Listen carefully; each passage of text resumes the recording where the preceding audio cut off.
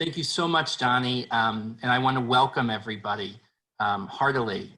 If you'll forgive me with a phrase in Hebrew, Hine ma tovim anayim shevet achim gam yachad. How wonderful it is to sit with friends, fellow travelers, the curious, the passionate, the seekers, the fighters. We have nearly 400 people registered here with us, more watching on the Facebook live stream. And we so appreciate every one of you. As two more contemporary Jewish sages, Simon and Garfunkel, wrote, "Take my arm that I might reach you." I hope we all feel connected during its difficult time. This is a moment when we feel history sharply, its weights, its reorderings. These are moments of resilience, but also of reinvention. Stuck in our homes, we see the heartland of our values and our ideas. The book we're here to discuss tonight, Jews in Power, is one that has shaped me, and I think it speaks to the most vital things with a kind of seriousness and urgency that fits this moment. So here we are to talk about history and power and politics and suffering and what to do about all of those things. So Ruth, thank you for joining us. Let's dive in. Why did you write this book, Jews in Power? Why did you write it, and why did you write it when you did? Well, first of all, thank you both. Thank you, Ari. Thank you, Danny. Thank you for organizing this. And I'm truly sorry not to be able to see you on my screen. I'm a little less sorry that you can't see me. I think that this is always, this is perhaps bashert, that it should be so, but I hope that my voice at least will come through, and thank you for letting me share these ideas. The truth is that, as I write in the introduction originally, I had been writing this book all my life without all the time knowing it. And when I try to think back as to how that began, I think that it began for me with Passover, actually, which was the holiday that was celebrated most fervently in my family. I did not grow up in an Orthodox home.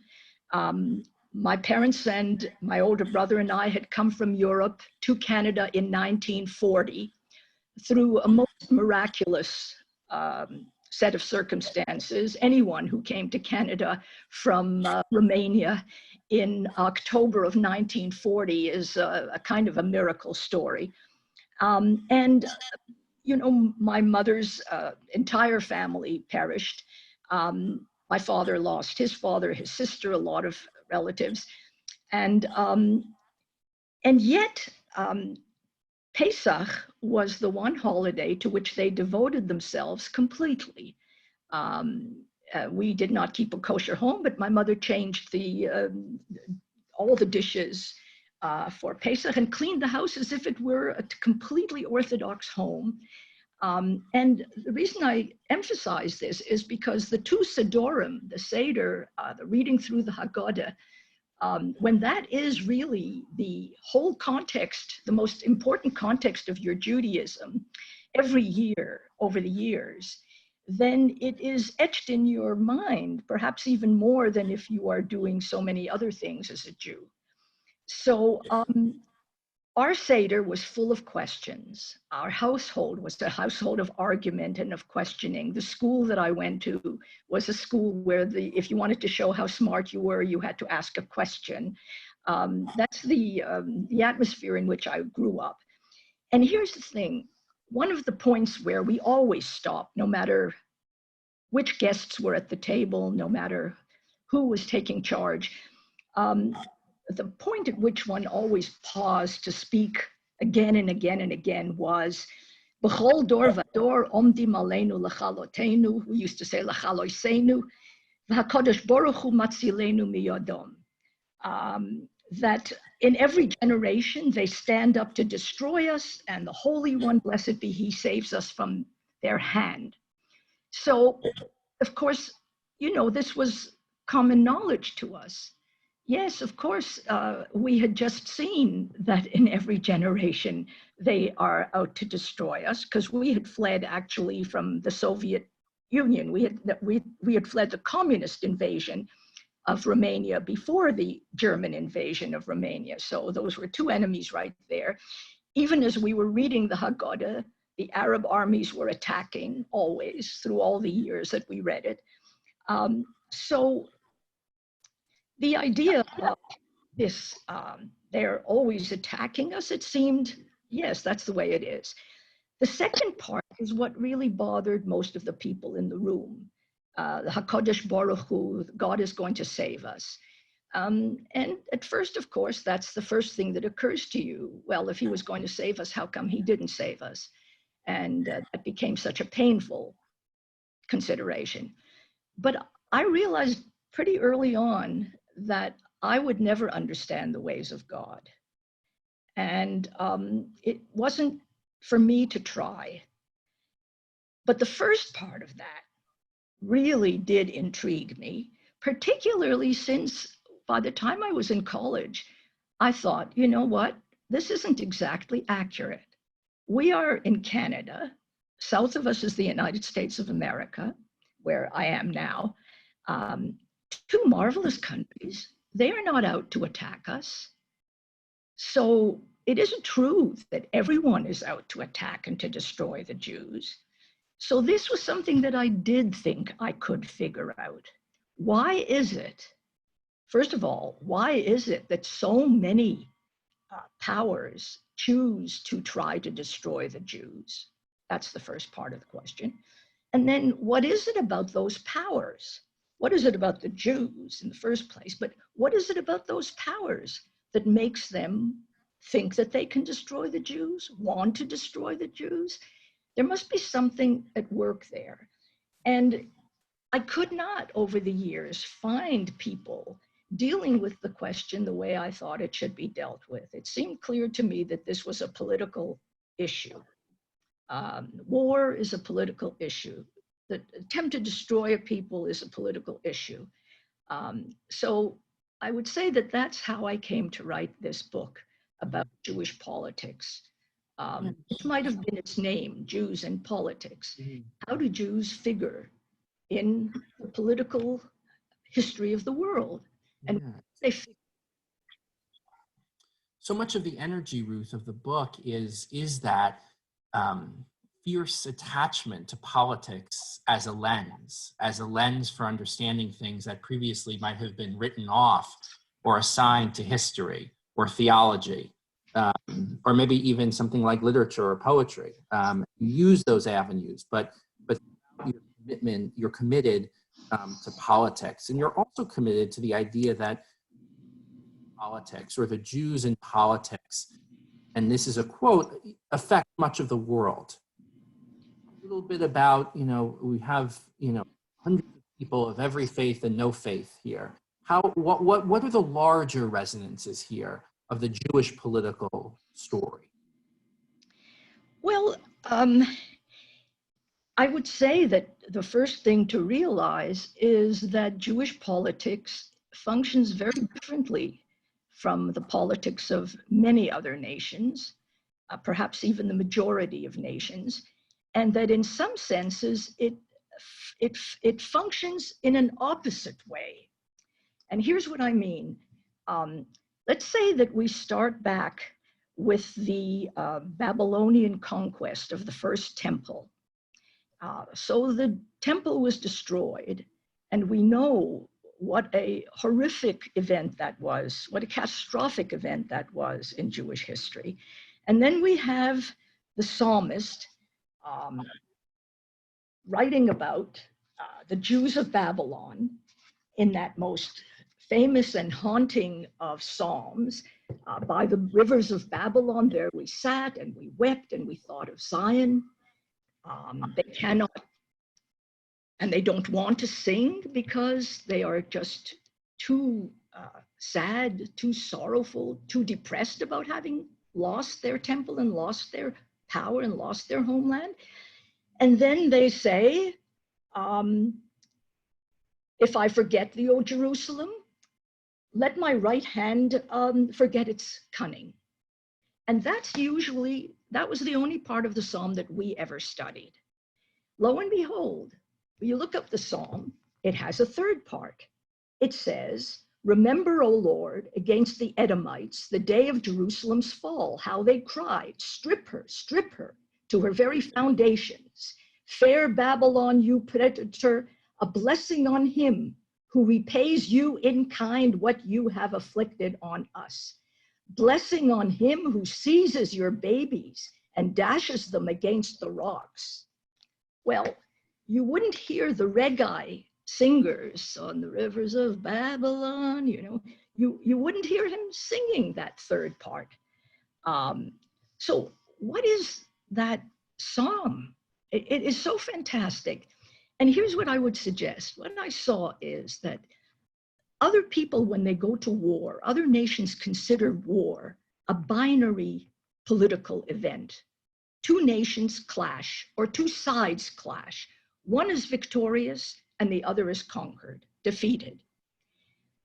That's how people see wars, right? Who is the victor and who is defeated in the war? This is not the way the Jews conceived of war. It's not the way they conceived of their loss to the Babylonians. They saw it as a triangle, and they saw that God was the source of power. They had entered into a contractual agreement with God, who is almighty, the Lord of the universe, who reigns over all. And they saw that if they had obeyed the contractual agreement that they had undertaken, they would have been protected by God. And if Babylon managed to defeat them, it was not that Babylon was stronger than they were or better than they were in any way. They weren't really defeated by Babylon. They were defeated by themselves, by their own inability to have satisfied the contractual agreement that they had undertaken. Now, if you see politics that way, you see what it does. It makes you indestructible. It means that yes, Babylon can come, and then when Rome comes, Rome can come, and then when other nations come and they defeat you, each time the way in which the Jews interpreted it, and in the way in which the prophets interpreted it for the Jews, was that you will live to return to Jerusalem. This is a promise. You know that you will, but you will do it when you are ready, when you are good enough. So in a sense, that made the Jews politically indestructible. On the other hand, you see, most nations look at this people that is a minority by choice, that is not well armed enough, that's too small or too weak, too vulnerable, and they see, boy, what a prize. We can take that people. And over the centuries, it becomes, we can expropriate that people, we can expel that people, we can destroy that people, and we can take over what possessions they have and what power they have. So you see, this is how I see the complementarity, if you will, the arrangement between the idea of politics that the Jews carried forth into history and what is considered the norm, the political norm. I think one of the things that makes this book so extraordinary is that in looking at the Jewish political experiment, which possesses the features you've delineated, you see its glory and its success. But you also call it, and this is a quote, a long-range strategy of accommodation to defeat. You also look in a clear-eyed way at the tragedies, and you speak very movingly of the inability to protect what was created, the notion of being a no-fail target, right? Of building a beautiful garden, but not building the walls to protect it, and so have it be vulnerable to pillaging and to theft. And so when you think about this Jewish politics, you come out on one side or another. You call the diaspora one of history's boldest political experiments. Did it work? Well, I have to say that when the book was translated into Hebrew, it was called The Paradox of Jewish Politics, Paradox HaPolitika HaYehudit. And I think that that captures exactly what you are saying. You're saying, what, do you come out on one side or another? Of course I come out on the side of being a Jew. It is the part of me that I am, most fiercely attached to. If one asked me the question, who are you? My answer would be, I'm a Jew, before any other answer. So of course I've come out, if you will, on that side. However, it's been my job as a result of that question of the Haggadah to try to see what that paradox is, exactly as you've described it. On the one hand, the Jews became an extraordinarily creative people. This experiment, as I do call it, was to go out when they had to, when they lost their land. The experiment was that you can remain a people without the three basics of most nations. Those three basic elements are land, central political authority, and means of self-defense. So Jews had a land, but they were not in the land. They were outside the land. Central political authority, no.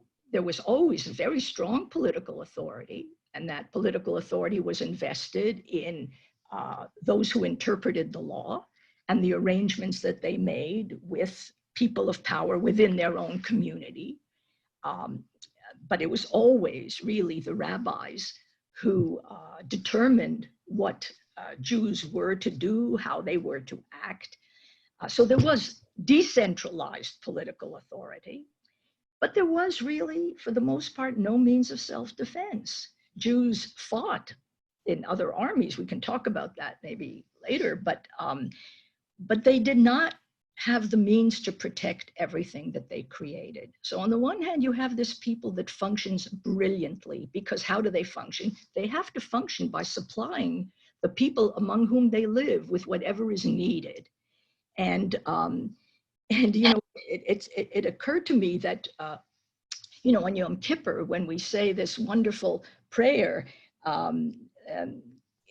Ki Hine kachomer biyad hayotzer, that I am like clay, let's say, in the hands of the potter. And then the prayer goes through to say, we are in your hands, God, as the clay is in the hands of the potter. But then it says, like the stonemason, like the tools of the blacksmith, like the glazier, like the weaver, like the silversmith. Well, what is that? Those are all the things that Jews did. They provided whatever was needed. And particularly, they provided this all-important function of being the middlemen, the merchants, who bought and sold and who traded and who traveled. So they were extraordinarily adaptive. And if you think about it in modern times, the greatest skill that one wants to develop is the skill of adaptation and of self-adaptation. So half my book is really a paean of praise, if you will, to this power of self-adaptability. But then it always comes to that other side of the same paradox, and that is that other nations tend to be expansionist. If the Jews live among them and they're, you know, obviously successful, and so for a while, the ruler will protect them because he stands to gain from their presence. But whenever the moment arrives, as the moment invariably does, when they become expendable for any number of reasons, why then, what is to prevent him from, as I say, either expelling them or expropriating them and killing them, or all three? They stand in the way of all armies that come in both directions. And so it is it is a terrible paradox, because one does not want to be different than one is. But you see, all the world is not constituted the way the Jews are.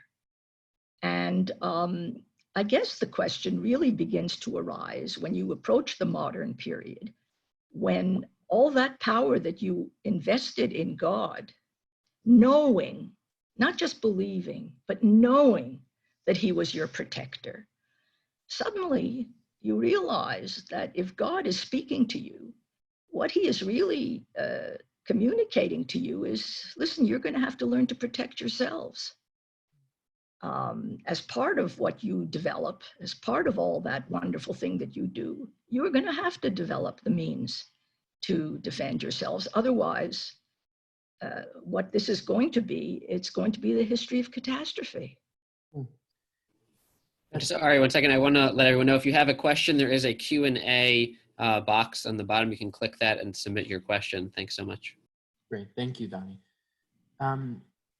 That's wonderful and haunting, and exactly where I wanted to go next, Ruth. As many of you know, yesterday was Yom HaShoah, Holocaust Memorial Day, and many of us in these past months and year, anti-Semitism globally, and now more and more on this soil, whether in the tri-state area, just miles from where I'm sitting right now, or elsewhere across the country. And any study of Jewish history and Jewish politics necessarily has to be a study of anti-Semitism and has to reckon with it as its own ideology. One of your most powerful innovations, maybe the wrong word, but strategies, is to see anti-Semitism as itself a kind of politics. And why is anti-Semitism such an effective kind of politics? We usually think of ideologies that are noxious or racist. We think of them as poor or shoddy. But why does anti-Semitism stick, and why does it do so much work all over the world? Well, you see, that's the whole second part of the book, is what I tried to deal with. It pains me terribly that nowadays you have so many organizations and people, brilliant people, let me say, the most dedicated people, dedicated to dealing with this question of anti-Semitism. And so often I find it is so misdefined.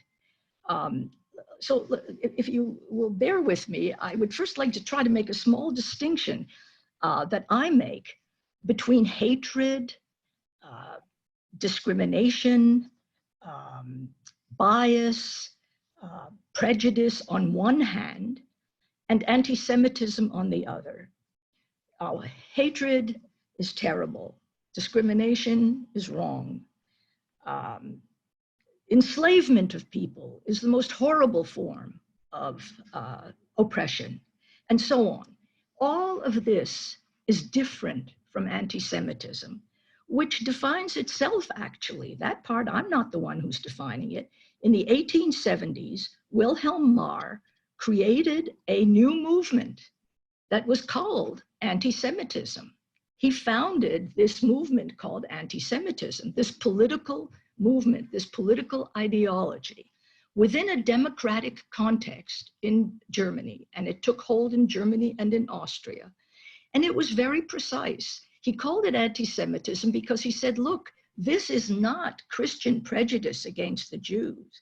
We are not prejudiced in that old-fashioned way. No, I am against the Jews in our midst because they are out to conquer Germany from within. And he wrote this tract called The Victory of Judentum, that is Jewishdom over Germandom. And he proved in this tract and in his movement, to the satisfaction of many people who joined him, that if the Jews were not stopped, then they were taking over everything and they were conquering. He said Jews did not have to come with the sword. They could conquer Germany from within. What did he mean by that? Well, as soon as democracy or liberalization began, and there was really beginnings of equal opportunity for all, and people were supposed to be equal citizens, well, Jews just were ready. And boy, did they go into the professions. They went into the legal profession. They went into medicine. They went into the arts. They went into journalism. And all these things that we like to boast of. Oh, look at this. Freud, look at this. Einstein, look at this. All these Boas and so forth. Well, this was what Jews had prepared for. I mean, this is what they always did, but now they were able to do it on a much larger scale. So this anti-Semitism began as a very brilliant strategy. It was actually against liberalization. It was against these forces of opening up society to everyone. It wanted to restrict society. And why I call it so brilliant is because it was, when you think about anti-Semitism, you have to think of one thing. What are its functions? Whom does it serve and how does it serve them? And that's where one would go with this. Great. Let's shift a little bit and think about Jews and power and politics now. And you know, if yesterday was Holocaust Memorial Day, next week are the twin sort of holidays, one solemn and the other joyous, of Yom HaZikaron, Israeli Remembrance Day, and Yom HaAtzmaut, Israeli Independence Day. How did, you know, on one leg, how did Zionism, how does the idea of a Jewish state, how does that change the equation?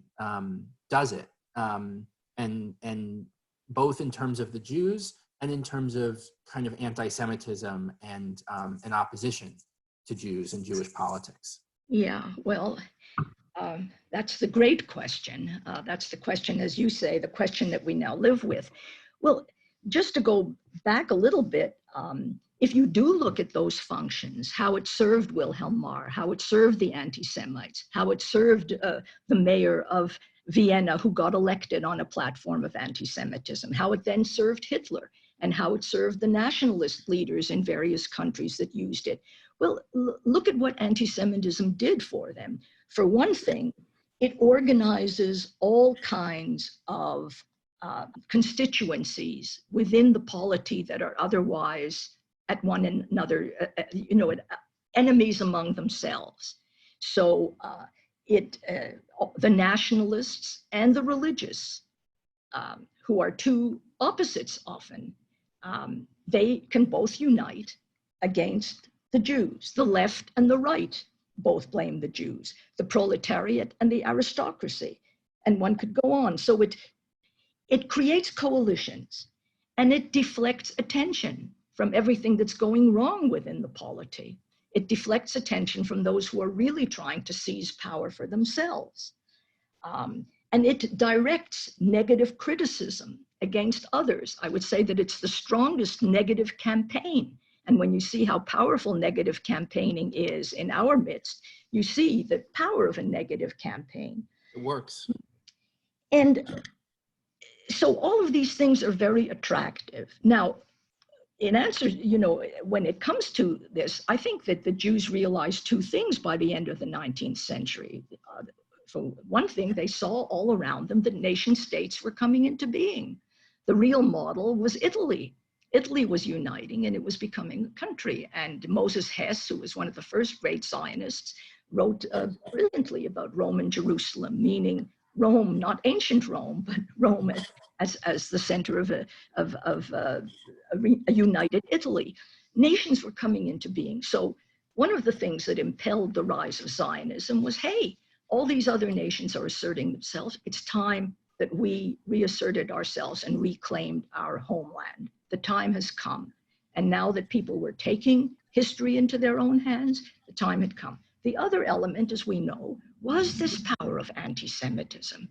And if you look at Herzl, I think that one of the things that Herzl was troubled by when he saw the crowds in Paris yelling death to the Jews because of the Dreyfus case, because Dreyfus had been framed and because Dreyfus was said to have betrayed the French by giving secrets to the Germans, and because Dreyfus was called a traitor, and then the Jews were portrayed as being traitors. You see, it's just as anti-Semitism said, you think that he joined the army so that he could become a French soldier. No, no, no. He joined the French army so that he could destroy us from within. When Herzl saw that, you know, he was worried on two counts. Yes, of course he was worried for the Jews, but he also said, how could this be happening 100 years after the French Revolution, when what it stood for was, you know, liberty, equality, fraternity? I mean, this is preposterous. In this place where liberty began, this is where you have anti-Semitism raging. So I think the program of Zionism, as far as he was concerned, was to solve these two problems. One, he thought that if you could remove the Jews from, as that kind of so-called threat from within all these nations and show that they're actually a nation like any other in their own homeland, well, then it would solve the problem of liberalism. It would allow liberalism to flourish, see? And on the other hand, it would solve the Jewish problem in a sense as well. And so the Zionists were extraordinarily optimistic about this double ambition of theirs. And it worked in a way. I mean, you know, I've said often, to me, the greatest miracle, I would say, in human history, I'd like people to give me a better example, if they can find it, of a nation, is that the Jewish people was able to recover its sovereignty in its homeland in the same decade that 1/3 of the people was destroyed. I think that, you know, you can read the Bible from one end to the other, and you will not find anything to compare with that kind of miracle. The humiliation of and the totality of being able to destroy all of European civilization within 5 years on the one hand, and then the infrastructure had already been laid so that in that same decade, you recovered sovereignty in a land which had been under foreign occupation for 2,000 years.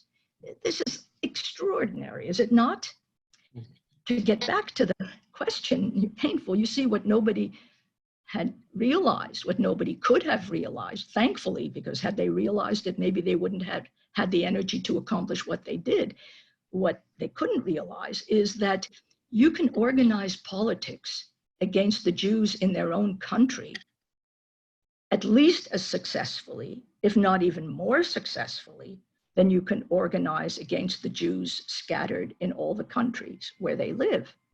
So that the morphing of anti-Semitism to anti-Zionism took place quite naturally. Anti-Semitism being the organization of politics against the Jews in dispersion, and anti-Zionism beginning to be the organization of politics against the Jews in their homeland. And anti-Zionism, I think, has far exceeded anti-Semitism in its reach. It has not exceeded it in its destructive power. But in its acceptability or in its persuasiveness. Yes, not only that, in its geographic reach, because anti-Semitism until that point was really limited, I would say, to Europe. But today, anti-Semitism is the main force that unites the Human Rights Council of the United Nations. You know, when the Zionism racism resolution was passed, it was passed at the United Nations, and it existed there for 15 years. The United Nations is supposed to be the central organization of all the nations in the world. And that became the main platform of anti-Semitism in all the world.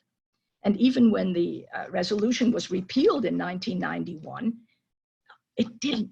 This is the most horrible thing. For 15 years, there's this horrible thing that Zionism is racism. Then, hooray, It's repealed. Was there a penny of United Nations money ever spent to undo the harm that it had done? Was there any attempt made to undo the damage that had been spread of that idea? That idea is really like wildfire. So, so far from solving the problem of anti-Semitism, it solved the problem of Jewish nationhood in a miraculous way. So Jews were able to gather in their fellow Jews and create this marvelous country. But as far as solving the problem of liberalism, solving the problem of anti-Semitism, the danger that it spreads wherever it goes, the horrors that it brings, no, it didn't do that at all. It may have exacerbated that part of it because that part of it depends not on the Jews. That part of it depends on the anti-Jews. Yeah, and I think, you know, we're going to throw it open to questions. We have a lot of people waiting, but one of the, I think, most powerful and persuasive things you've always, you know, said is that sort of the, you know, it's not about the Jews, it's the hatred directed at the Jews, and the difficulties of being hated, right? The difficulties of feeling that.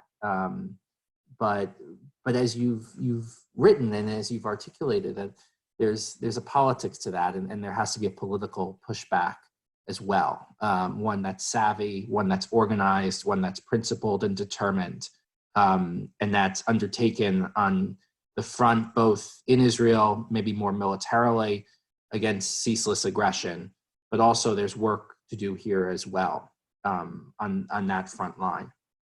Absolutely, because as you say, I mean, politics is partly in the world of ideas.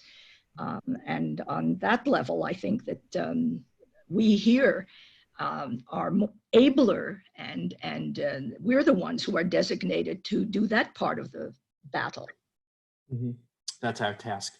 Okay, Donnie, would you like to bring into our conversation the many, many voices? Sure, thank you. And Ruth, I just wanted to say that we've gotten a number of comments of how much people love your voice. So you're doing a great job, even with technical difficulties. Thank you. Maybe that's because they can't see my face, so. I definitely would not say that. Great advantage. We're gonna go first to Donnie Satlow. I have a little bit of prejudice to people who share my name. Donnie is a recent alum of Brown, but he spent quite a bit of time in Cambridge while he was in college. Donnie, do you want to unmute yourself and maybe show us your video? I think you should be able to do that.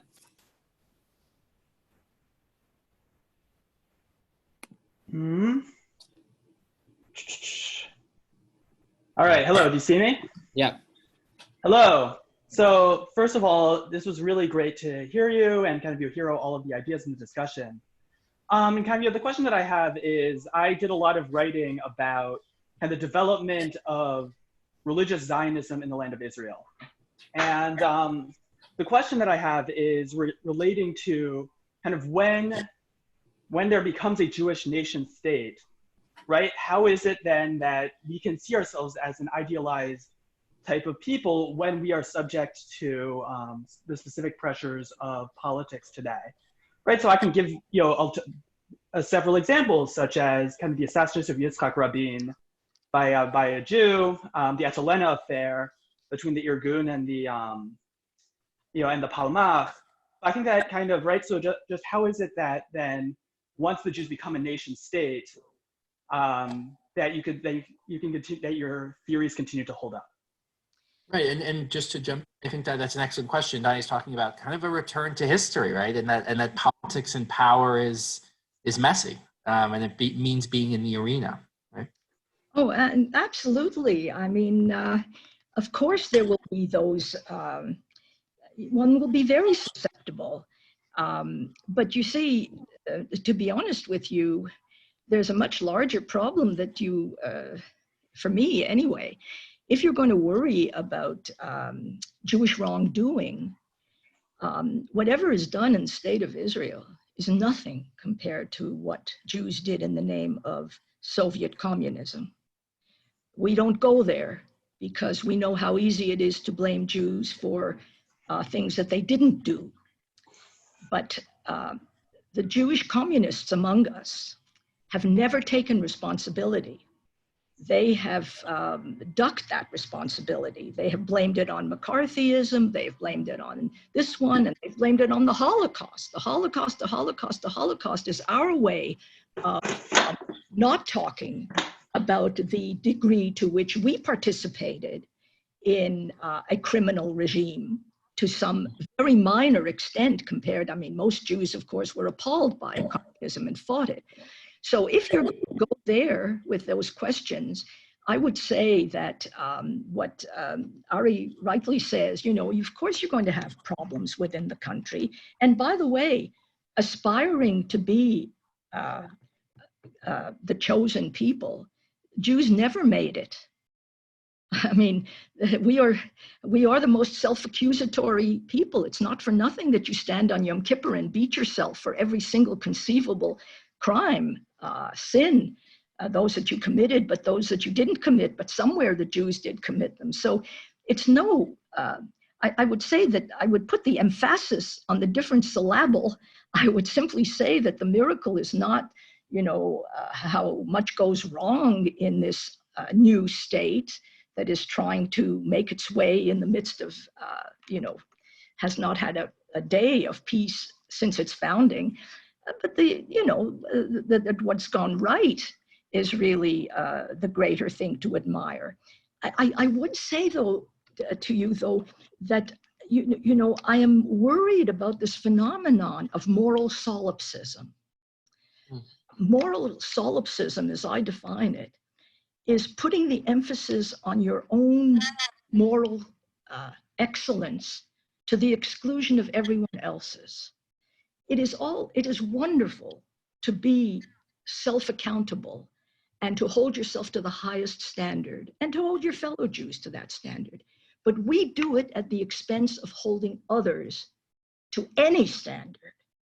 And what I think it's our job to do is to hold others to at least the minimal standard. I would love to see the Palestinians, and I would love to see the Arab world particularly, and the Muslim leadership, the Islamist leadership particularly, let them take modicum responsibility for their societies. So I would say it's much easier, it seems to me, for us to seek perfection in our fellow Jews than it is for us to begin to ask for even coexistence from others. That's the harder task. Ruth, you once said something that's our moral obligation, actually, believe it or not. I think our moral obligation is our political obligation to start holding other nations accountable for granting Israel the basic recognition that is overdue for 72 years. It was, a nation does not have to win its right to be recognized. That's why the United Nations was founded, to grant that right to every nation, small and large. It's in its charter. But the Jews were never granted that right.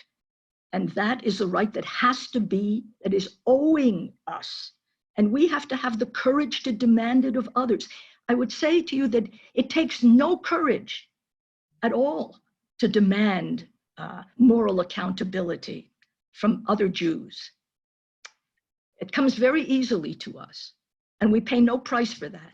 But going into the public square and calling others to task for not having given us the basic minimum, you know how hard that is. That's so hard that, you know, most Jewish students on campuses have not been doing it until now. And listen, let me just say, the Jewish students are marvelous compared to the Jewish professors, right? There's hardly a group that as a whole, I think, it can be said to be as craven as some of the Jewish professoriate on campuses that sees Israel being denounced and will not do what this basic thing that I'm calling for, and that is simply to say, 72 years ago when this state was declared, what right did you have not to recognize it? Ruth, you've said that. So, I would leave that with you if you don't mind my turning the tables that way. Yeah, no, Ruth, one of the things you've said that stuck with me is the idea that when you stand in judgment before God, you stand before a perfect prosecutor, and you could admit, your guilt. You wear your guilt on your sleeve. But how dare we stand, in judgment and in silence in front of prosecutors who are themselves corrupt or themselves worthy of denunciation. And I just want to add that we have a lot of college students on the line, and Ruth, you and I both speak to college students frequently about Israel and about the experience on campuses, and that kind of courage and that kind of fight is what we need. Donnie. Great, thank you. We're going to go to budding mathematician and Talmudist, current student Beckham Myers, who's spending our time now in Dallas. Beckham, I've unmuted you if you want to. There you go. Go ahead, Beckham. First, thank you, Professor Wisse, for joining us this evening. I was wondering if you would speak broadly about, say, where you see the arc of Jews in politics, as well as Jewish politics, going in the coming decades, say, both in Israel and outside of Israel in America.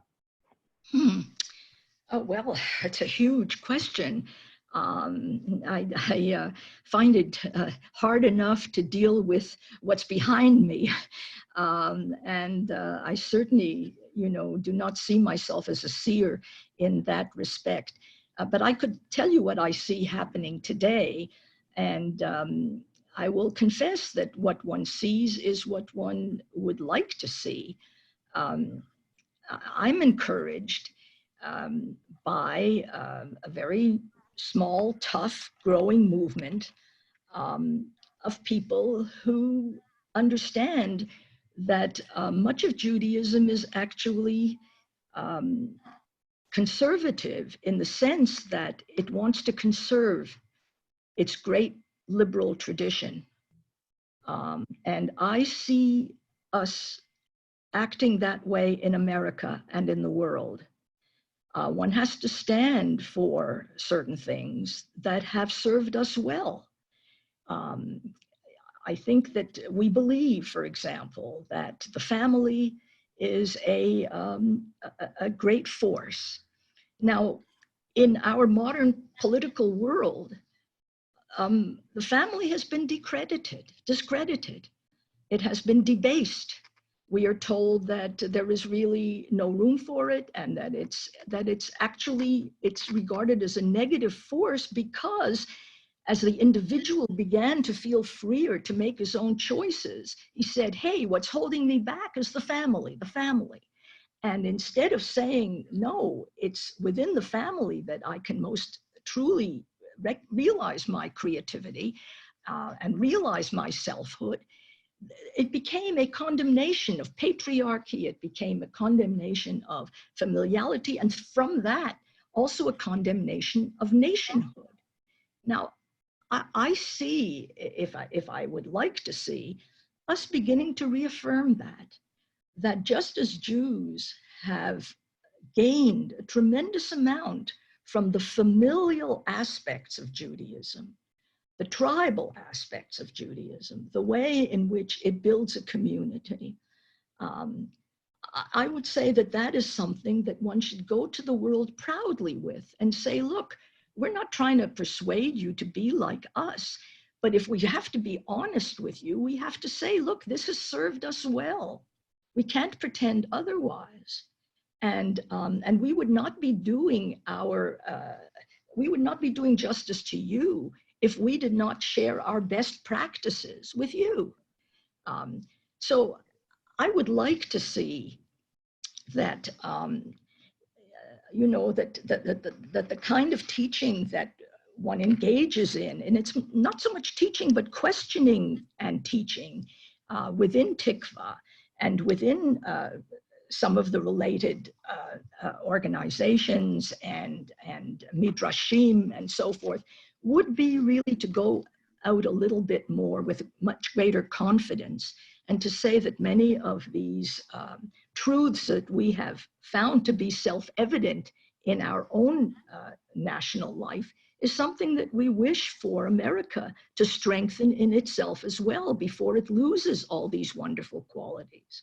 Let me just jump in there, Ruth, quickly. we mentioned, in our title that we were going to discuss this moment a little bit. Do you have any, and speaking of our community, do you have any long-term worries about this suspension of Jewish communal life, in thinking about Jewish history, the way in which things like shivas or weddings or prayer and synagogues have been, that's been the glue, the ties that bind, and this sort of extraordinary kind of halts and pause to that. Yeah. Well, there's no question that this is, that can't be said often enough, even though, it's repeated. A truism happens to be true in this case. There's no question that nobody has experienced anything like what we are experiencing. And we see now that what has been the best of communal get-together and interdependence proves to be, in this particular situation, something that has to be put on pause. And I think the word here is pause. This is not the way of the world. Coronavirus is not the way of the world, in the same way that anti-Semitism virus is not the way of the world. One goes through phases of this kind in illness and, in sickness and in health.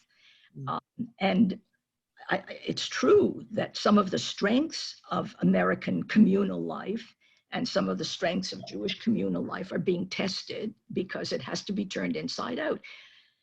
As for what will be learned from this, it's very interesting. My mother had many sayings, and I didn't always enjoy them when she said them, to be honest. And one of the ones that bothered me was after the war, she was not sentimental at all about survivors. As I said, we came from Europe, and after the war, almost everyone who came into our house was a survivor of the war, in one form or another. And my mother would say the following: it did not change people. The good became better and the bad became worse. And when I look at the current situation, her words come back to haunt me. I really think that what it does, even in our midst, is it brings out the good in the good people, and it brings out the bad in the bad people. Now the question is, what is it going to do to us collectively? And one prays that it will make this life more precious. It will make people more sober. And it will bring one thing back that is most lacking, and that is gratitude. Are you still there? We are. Oh, sorry, there was a ringing, so I didn't know whether that rang me off. I mean that, you see, Jews pray. One prays regularly, and then you think that this is something automatic. You wake up and you say the prayers, and before eating you say the prayers, and after eating you say the prayers, and so forth. It's not that at all. I began to light Shabbos candles in my late 30s. And the reason I began to light Shabbos candles, I lit them with great doubt at first, because, as I say, I had no idea of how to speak to God. But what I needed was a context for gratitude. I knew that I did not earn everything that I was enjoying in life. You do not earn healthy children. If you are blessed to have them and you can raise them, that is the greatest gift that is known to human beings. If you are in a good marriage, if you have wonderful friends, if you have a job, and if you have the kind of life that one is blessed with, I needed a context for gratitude. And that is what lighting the Shabbos candles became for me, a context for gratitude. I think that may be something that will be returned to us in greater measure as a result of this experience that we're going through. I certainly hope so. I love that phrase, a context for gratitude. Thank you. Donnie. Yeah, we're going to go to Stephen Cohen, an alum in Northbrook, Illinois. Stephen, go ahead. Yes, thank you very much. I find this to be a very fascinating conversation, because when I was younger. I'm probably maybe the oldest one on the video right now. I'm not sure. I grew up in a community where steel was the major industry, and it was a melting pot of the country, primarily Eastern European. And I experienced anti-Semitism from the time I was a young kid.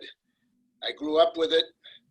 My father instilled upon me that I had to protect myself, and fortunately, I was in a position to do that. Unlike some of my friends who couldn't protect themselves, I never had too much problem doing that. One of the worst memories I have actually occurred at Harvard in 1960, when I decided and told Coach Yavikson the year before that one of the games was going to be played on Yom Kippur, and the following year I would not play. I got demoted from first string to fourth string, and it's fairly obvious why. I've never forgotten that, and having set the shot put record, being the first one to throw over 54, 55, and 56 feet, winning the Oxford Cambridge meet, etc. The recognition that I thought I would get, especially getting an NCAA medal, never really came until I was a master's athlete among people who probably recognized more than others what had happened. But anti-Semitism is something that we cannot afford not to recognize and confront. And we have to confront it wherever we see it, no matter how young or how old we are. There is no excuse for any Jewish person who is faced with anti-Semitism not to confront it and not to find a way, sometimes to convince those people who are such haters that their methods and their methodology is just unfathomable. Mm-hmm. However, now I go to one of the questions I really raised, and that is that in your presentation, I'm troubled by the fact that Israel itself has reached those three elements. It has land, it has a recognized leadership, and it has an ability to defend itself. And now from within, because of the coronavirus epidemic, we find that there is an element within Israel that wants to be self-destructive. And it not only affects that group, that ultra-Orthodox community, where they don't have TV, where they don't have internet, where they don't recognize the realities of the world and are not self-reliant, that they could self-destruct and cause the country to lose its very precious place within the world community. I remember when— Stephen, thank you. Steve, I want to make sure we get our panelists a chance to respond. Okay, one second. Your message. I understand your question, sir. I really do. This is what I wish I had your worries. That's all I could say. One of the things that we prepared, I wish I had your worries. I think you're right, of course. But those are problems, don't you think, that Israelis will solve? I'm worried about these problems for Americans. I see more problems here for America. This is the country where I live. If I were worried about things, this is where I'd start. And I would say that, of course, I think that it's a luxury, what you're worried about. We prepared a map of the Middle East. And one of the things that I would want to say before this ends is that if one is looking for any kind of a weapon in the war of words, which is the war in which we are engaged, it is the map. And I would carry one with me if I could, and I sometimes do, carry a map, a complete map of the Middle East, and with it in your minds. We can all see the map, we're on the same page. We're looking at it. Can you? Okay, so I would say that the Arab League was founded in Cairo in 1945 by the following countries: Egypt, 370,000 square miles; Iraq, 169,000 square miles; Lebanon, only 4,014 square miles; Saudi Arabia, 830,000 square miles. Later combined Yemen, 203,850 square miles, and so on. Then joined by 15 other Arab states, together 5.1 million square miles, larger than the territory of the United States of America. And these countries, to date, have not made peace because they have decided that they are not willing to coexist with the state of Israel because it, quote, occupies somewhere around 11,000 square miles and stretched perhaps another 2,000 or 3,000 square miles. This is preposterous. And this is, I'm sorry to say, this is the anti-Semitism that I think it is our task to focus on. Israelis have to focus on it every day of their lives because they have to fight the reality of what that means in military terms. We don't have to fight what that means in military terms. But the outrage of it is something that we should feel. And I think that we have not even begun to do what is asked of us. And that is simply to bring other countries to the realization that they have to learn how to coexist. The very basic, what used to be the equivalent of the Noahide laws, that you expected all nations not to become, Jews with 613 commandments, but to obey at least the basic laws. Well, the basic law of international affairs is realizing that all nations have a right to exist and to be able to coexist with them, to accept the fact of coexistence. Once we get other nations to learn that, I think we'll be in very, very good shape. Great. Thank you, Ruth. I will take two final questions here. First from Max August, who's on Long Island, I believe. Max, go ahead, graduating senior. Thank you so much for joining us. I wanted to ask briefly about your thoughts on accusations of dual loyalty, the charge being made both in college classrooms and now even in the halls of Congress. And I know it goes back centuries, but I guess how can American Jews adequately respond to accusations of dual loyalty in the time of a Jewish state, the state of Israel? That's a wonderful, listen, all these questions are terrific, and I really thank you all so very, very much. Well, I would say it's doubled loyalty, and doubled loyalty is twice as strong. I'm not, this is not just a play on words. I think this is the way it is. The most loyal Americans I know are the most loyal Jews. I knew somebody who had two sons. One of them joined the American army, and one of them joined the Israeli army. And I think in the families, one feels that. Of course, if one feels loyalty to Israel, of course one feels loyalty to America. And there is no innate, not only is there not any contradiction between these two, but there's a reinforcement because these two countries are both democracies shaped by the same biblical, same basis in liberty. Rabbi Meir Soloveitchik and a team of his colleagues have put together a source book of the Hebrew Bible and the founding of America.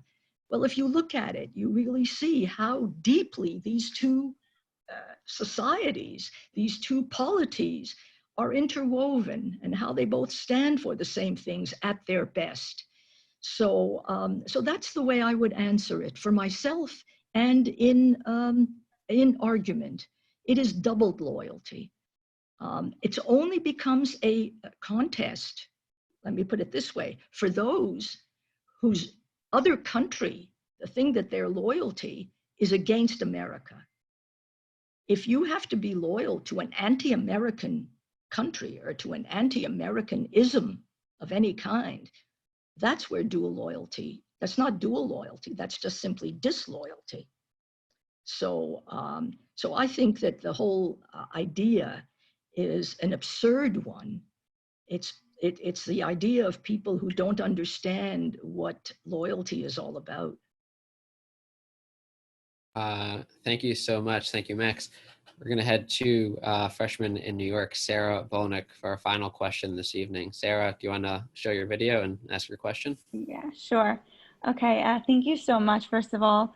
I really appreciate you coming to talk to us. And I must say, you've been really quite an inspiration. And everything that you've said, I mean, thinking about double loyalty also, is really well thought out, and take a lot of inspiration from that. So thank you. I guess my question is more generally, at a time like this, with the coronavirus, I was wondering if you think that there's a specific way that the Jewish community will emerge differently from this virus, the Jewish community specifically, and if so, in what way? Well, again, it's a great question. I think to some extent we did deal with it a little bit earlier. I think this is a time of really rethinking what is most precious, and relearning our values, reaffirming our values. And it seems to me that one of those is really what we owe to all that's good in this country, the entrepreneurial spirit of this country, the freedoms that this country allows us. And I would hope that the Jewish community here would really show a little bit more backbone. You know, it's not a question of wanting to get into politics, but it is troubling that many Jews, for example, who contribute to the Democratic Party, both financially and more importantly with their energies, do not ask enough of the Democratic Party. They think that it's their role as Jews to satisfy whatever the Democratic Party is. Well, a party in this country is just a political instrument. A party, to say that I'm a Democrat or I'm a Republican is not the same as saying I'm an American or saying that I'm a Jew. Those things are fundamental. The party is only an instrument, and if the instrument is not doing your will, then you either have to make it change or you have to change the instrument.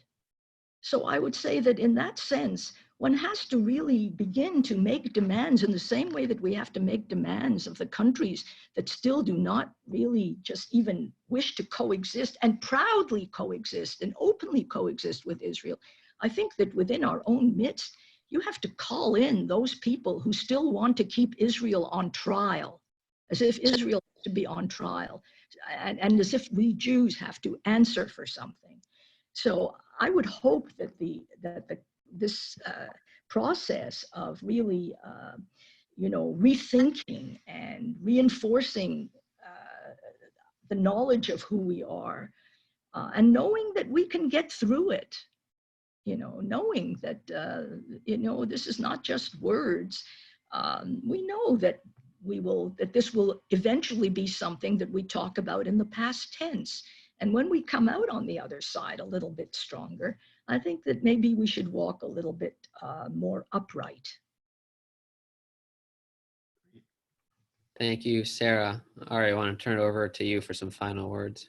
Sure. Well, I just want to thank all of you. I want to thank you for being here and your questions and your interests. And I know Ruth and I both think of this very much as an ongoing conversation. And so whether that means getting the book, or I haven't told Ruth this, but I have a review of the book coming out at the end of this week.